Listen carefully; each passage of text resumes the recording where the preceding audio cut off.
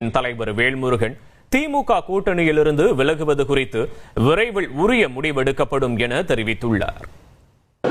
கட்சியினுடைய தொண்டர்களுடைய உணர்வு, தமிழ் சமூகத்தின் பல்வேறு கோரிக்கைகளை நாங்கள் தொடர்ந்து திமுக அரசிடம் வலியுறுத்தி வருகிறோம். அதில் எங்களுடைய உயிர் மூச்சான கொள்கை ஈழத்தில் நடந்தது இனப்படுகொலை தான், பொது வாக்கெடுப்பு. இதை கடந்த கால அதிமுக அரசு அம்மையார் ஜெயலலிதா அவர்கள் நிறைவேற்றியிருக்கிறாங்க. இந்த அரசு வெறும் இது மாதிரி ஒரு பக்கம் பேப்பர் தான் உங்களுக்கு செலவு.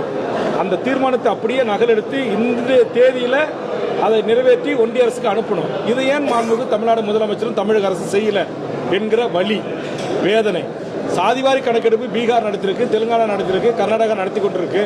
அப்படி இருக்கின்ற போது இது ஒன்றிய அரசு தான் எடுக்கணும் என்று தமிழ்நாடு அரசோ சமூக நீதி அரசோ தப்பித்துக் கொள்கின்ற இந்த போக்கு ஏற்புடையது அல்ல.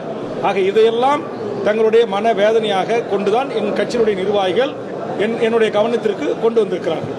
அப்ப வளர்ந்திருக்கின்ற போது எங்கள் கட்சி நிர்வாகிகளுடைய ஆதங்கம், எங்களுக்கு உரிய இடங்களை கொடுக்கணும், கூடுதலான இடங்களை கேட்கணும், சட்டமன்றத்திலும் நாடாளுமன்றத்திலும் தமிழக வாழ்வுரிமை கட்சி குரல் ஒலிக்கணும் அப்படின்னு விரும்புறாங்க. மதுரையில் மாநகராட்சி மேயர் தனது பதவியை ராஜினாமா